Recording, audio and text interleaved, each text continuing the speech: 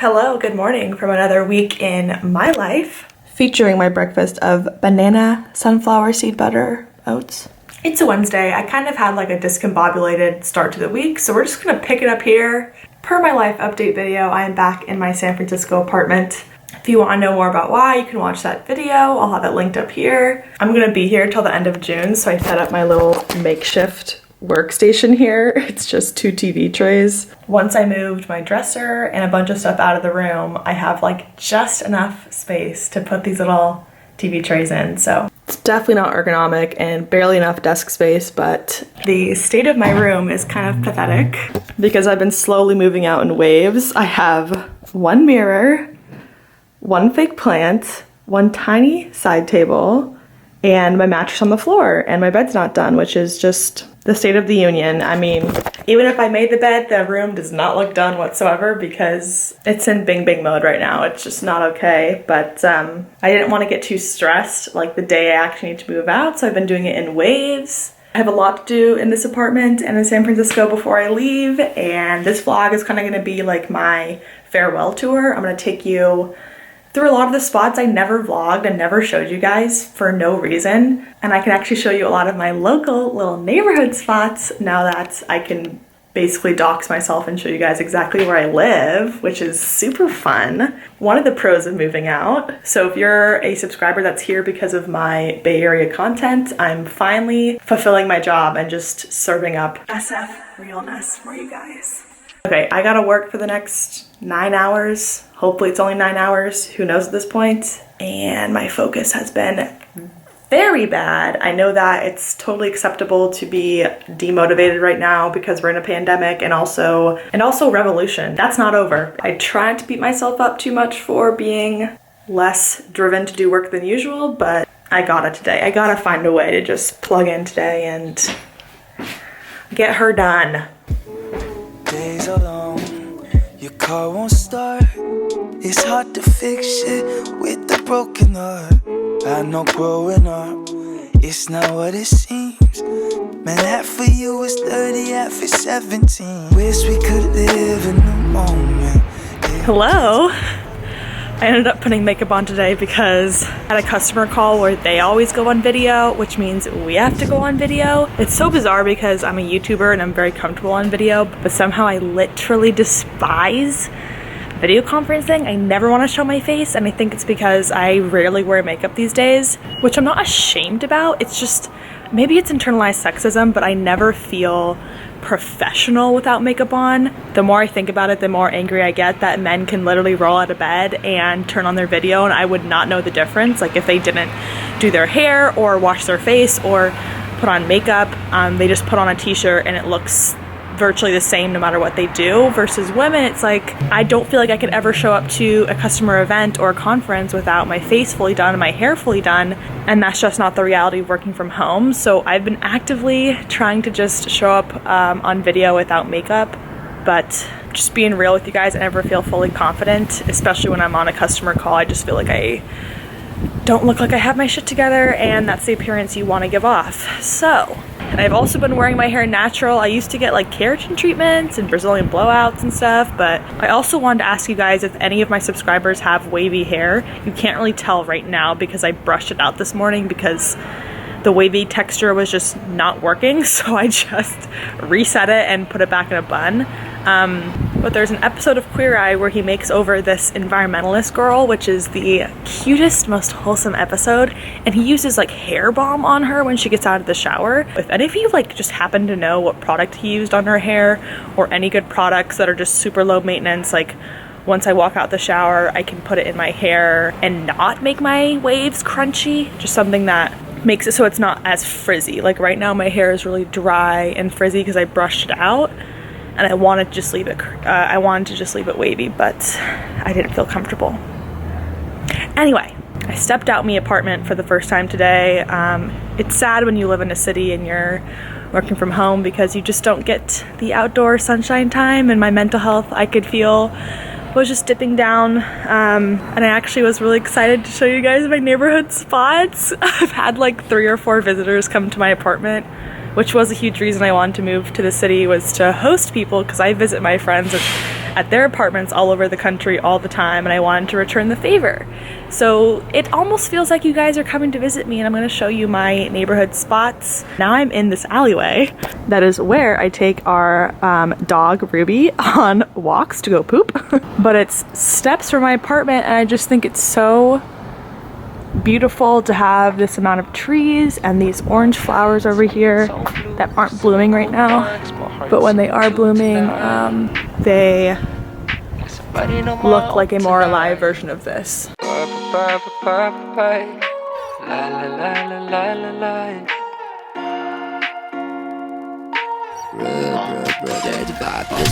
Spending my nights eating so blue, sipping cool wines, what race it do tonight?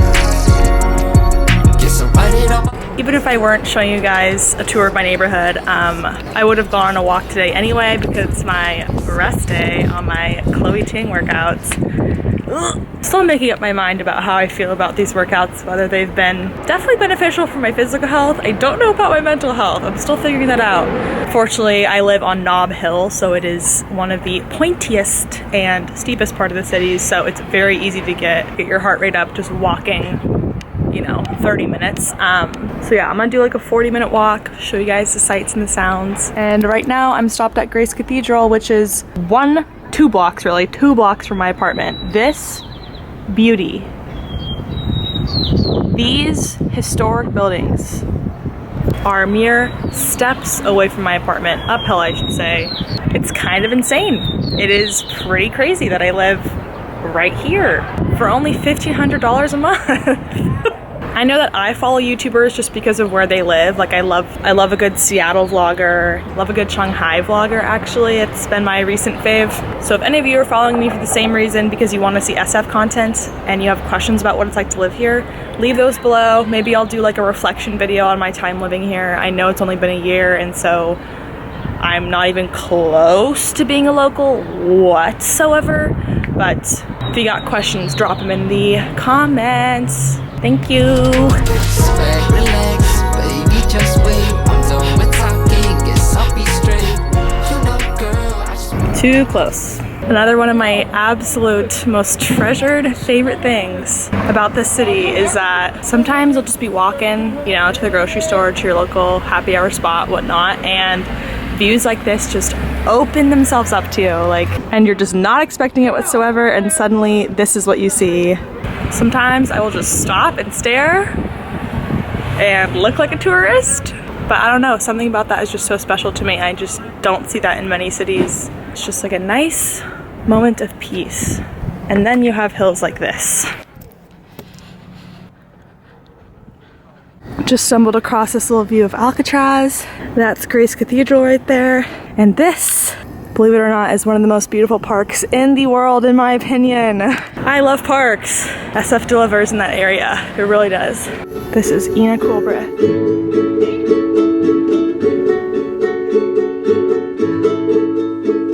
It's been 20 years since I died at 22. Heaven back then, I knew that that's all I wanted, and that's all we wanted. But you know I can't stay here. For you, I'd stay. I mean, come on. Let me know of any city parks that compete with this. Please, please. 'Cause I will be visiting. And here's my little street, all backlit. I see the sheen. Seems like a cool person, but it's just funny because I'll only ever have like one day of homecoming with her. I try not to worry about it too much. I'm like, if they're meant to be in my life, like they'll be in my life, you know? Look at this perfect avocado. It really is. It really is. She's a beautiful girl. We got Chipotle roasted tofu, the colon salad, and California avocado that was perfect.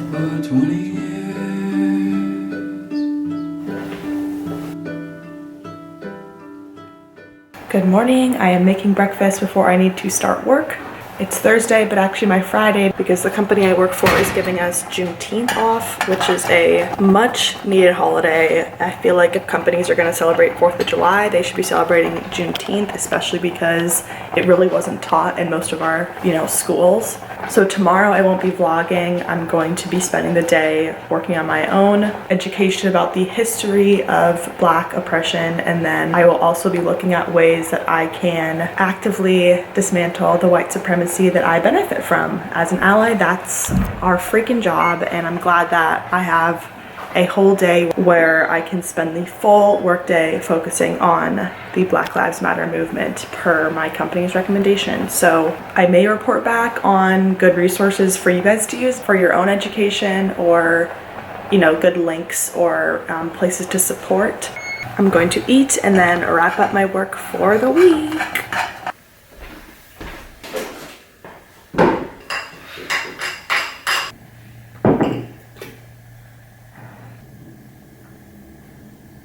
It's the end of my workday. I hit a fat wall at some point this afternoon, and now I'm just feeling super blah, kind of restless, like just sort of unsettled is how I'd say I'm feeling after trying to compress Thursday and Friday of work into a Thursday. I remember in college I asked my mom how she knew she was done with work for the day, because it's not like school where you have classes and you have assignments, and when you finish the assignment you're done. It's very nebulous in the working world. Like, you basically have to decide for yourself when you're going to shut the laptop, otherwise you could just work for unlimited hours. That's capitalism, baby. So you have to set your own boundaries, which is something I've been working on extensively with my therapist, is to figure out how to manage my own limits and challenge my feelings that I always have to do more and more and always take on as much work as possible, because it's just not feasible. And people actually do respect you more when you set your boundaries of what's within your job description and what you can't get to and what you can't squeeze in and what you can't take care of for them. So I'm gonna let myself just decompress for a while, watch some TV. I do need to do my Chloe Ting workout and join Miss Ting on the mat. Help, I feel weird. I hate when I'm in this mood and I just feel like off, I want to finish work and feel triumphant and like I just accomplished something, and somehow I'm just not, you can't force your feelings, you can't force your mindset during this time. You kind of just have to like let things go as they're going to. Self-medicate where you can. I think even just talking to you guys helps me, so FaceTime a friend if you're feeling funky. I got nothing of substance to say.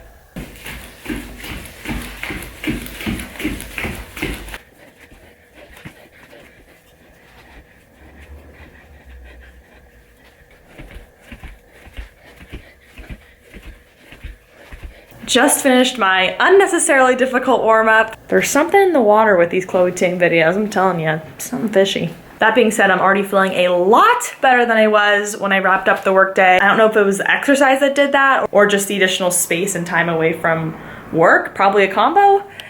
But I decided I'm gonna take myself on a little artist date. If you've never heard of an artist date before, you've actually already seen one because I vlogged it in my last work week, if you've seen that video.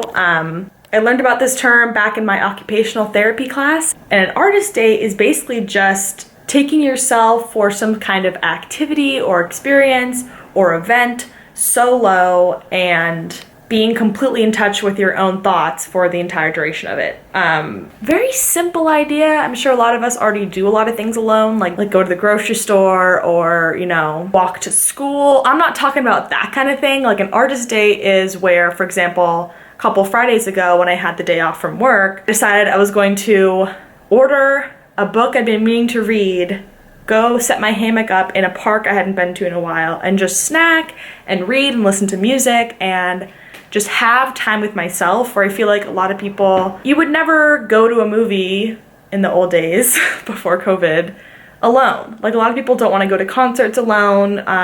Going to a museum alone is kind of unheard of for a lot of people. If going somewhere public and just having a good time by yourself intimidates you, all the more reason to do it. It's not that scary. It's very nourishing and healing to do that for yourself, because it isn't for anyone else. You're not doing it to hang out with a friend. You're not doing it to please somebody else. You're doing it just for your own pleasure and your own peace and self-care and mental health. And like, I crave artist dates if I haven't done them in a while. Like, I'll just have to go out and do a long walk, or there was one time I was gonna go horseback riding just solo.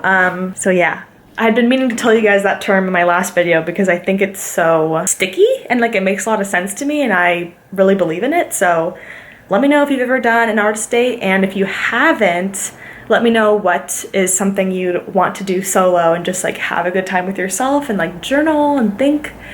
Because I'm gonna go hammock in one of the parks I've been scouting, because hammocking is a very dependent art form. You need 2 trees that are the perfect space apart within like a margin of a few feet. So I think I've scouted a couple trees over there that might be facing the sunshine, and it's 80 degrees out in San Francisco, which never freaking happens in June. That's global warming, baby.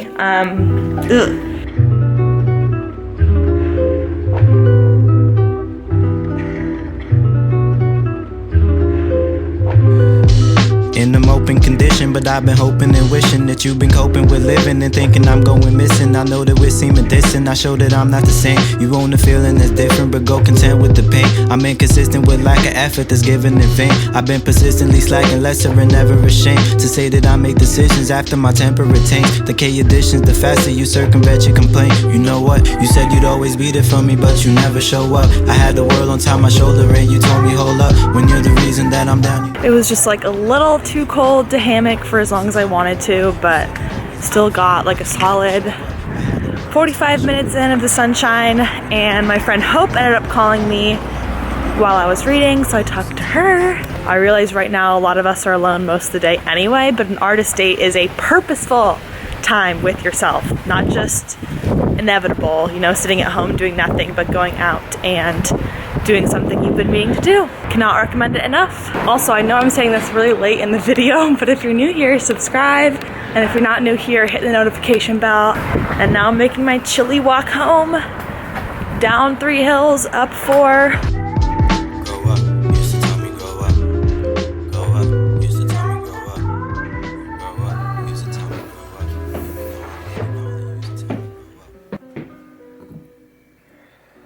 Alright, hopefully you can see me because I can never tell with this car mount situation. But it's the weekend, it's Sunday. I ended up phone banking for most of the day on Friday to honor Juneteenth, since my company did give us the day off. And they told us it was for reflection and advocacy, and I genuinely hope all of the employees did that, because they even sent out a full page of just all the different ways to donate, to volunteer, resources to read, media to consume, and so it was all there. I ended up volunteering with an organization called Reclaim Our Vote, which is a nonprofit led by people of color for people of color, and the main goal is to fight voter suppression in communities of color. So if you weren't aware, voter suppression is a very real thing. It has been real. It's had a huge impact on a lot of the state elections, the federal elections. It is a big problem, and a lot of times it's people of color that are hit most by voter suppression. So I phone banked, which I've never done before. I highly recommend it, because what we really need to be doing as allies, whether you're white or a non-black person of color, like what we need to be doing is asset mapping and figuring out like what is the inventory of your skills that you can offer to the Black Lives Matter movement and for Black liberation. Like, where are you going to be able to serve your time, your money, your resources most effectively? And like, I'm literally in sales, I'm on the phone all day. So I personally felt like, you know, I've been signing petitions and donating my money and reading and whatnot, but phone banking was something I had never offered up. And if it sounds intimidating, do not be intimidated by it. I will leave all the information in my description with how to volunteer for this specific organization. They're nonpartisan if that's of any concern to you. I will also leave a link in the description to check your voter registration and make sure you're set up for the primaries and the general election. All the elections, all the voting opportunities, because that's how we make legal, you know, change in this country. But anywho, I didn't vlog the phone banking thing. I'm trying not to be as performative as I can here and just share ways that I have found to volunteer on your own time. You know, it's a remote thing. You don't have to get together in a group to do it. You can do it from the comfort of your own home if, you know, you're concerned about COVID. And that's my 2 cents as I continue to shape, you know, how this movement will play a consistent part of my life and not just a moment. But I got up early on a Sunday to continue my farewell tour. It just kind of hit me that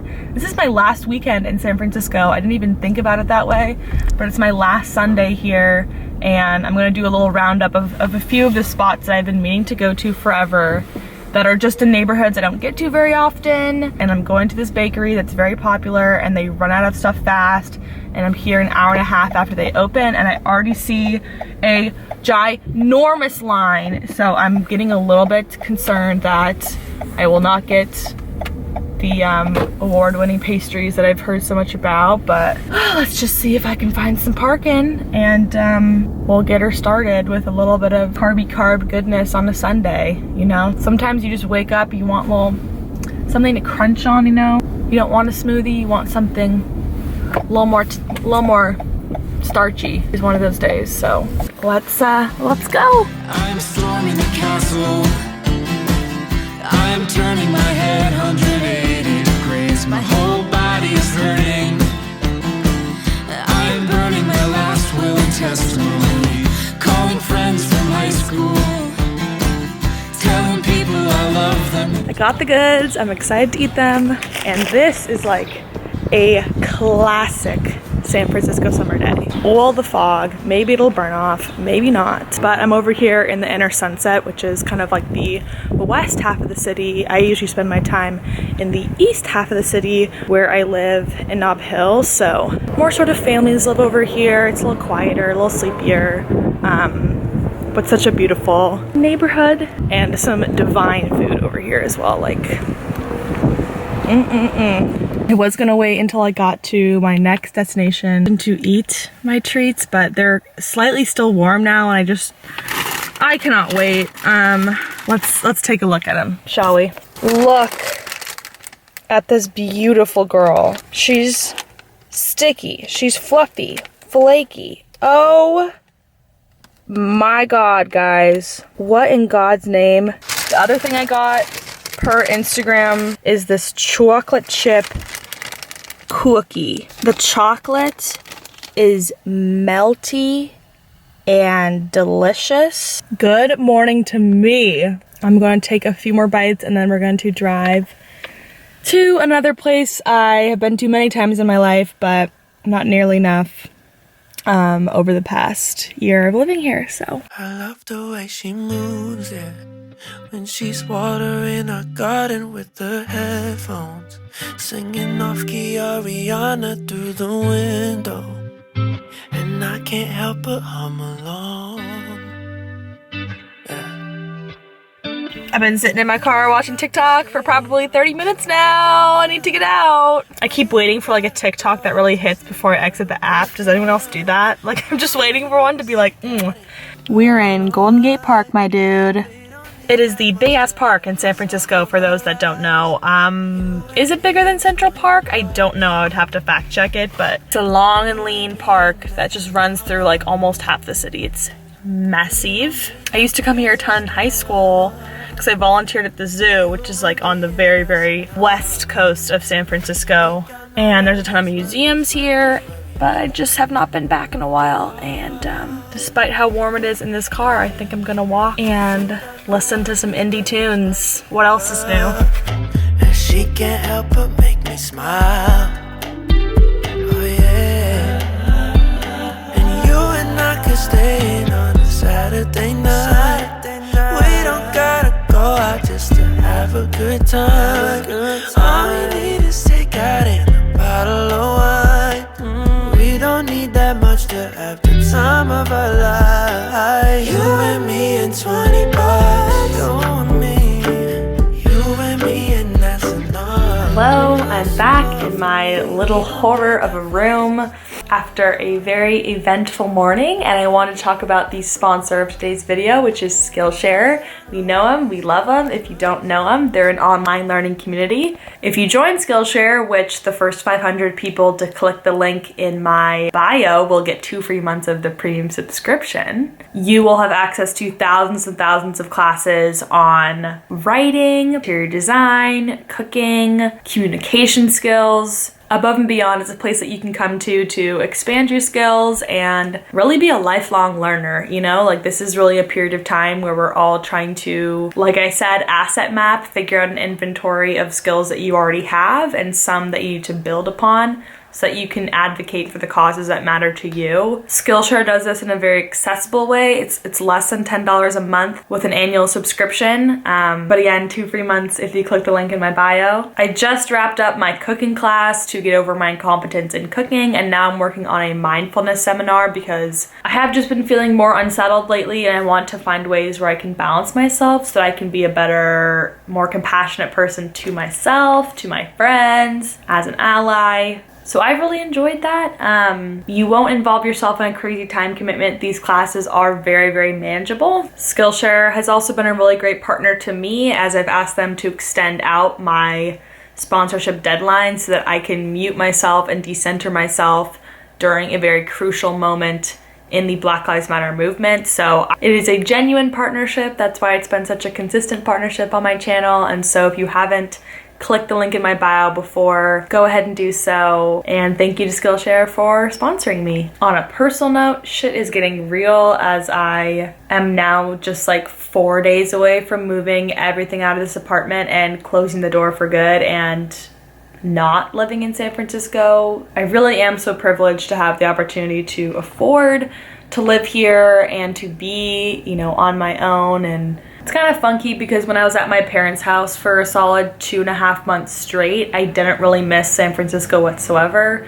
But now that I've been up here for about a month straight, I can't imagine leaving and going back home. Like, it's just, I am really gonna miss this lifestyle, and I think the sentimental feelings are just starting to hit where I'm like, I don't think I ever got to like really get into my full stride with the city. Like, I never got into a solid rhythm because I was traveling for work a lot and going back and forth between home and here. And like, I feel like just this month I started to see more of a shift there, and like more, I don't know, I'm just like a more adventurous person when I'm up here, and I'm willing to just get out and do more because it's all literal steps away from my apartment, and there's so much about San Francisco that I do really love. There's so much about it that needs to change and that needs to be reworked, and a lot of the city is broken, and I'll just put it out there, like, I am an active part of that change, whether I like it or not. Like, I contribute to gentrification and a lot of these negative issues in the city, so I'm going to be a lot more conscious about that when I do / if I do move back here. But I should have some more cohesive and or meaningful thoughts on it once I do my full move out. I am vlogging the move out experience, so watch out for that. I love y'all. Thanks for watching. I'll see y'all next time. Katherout.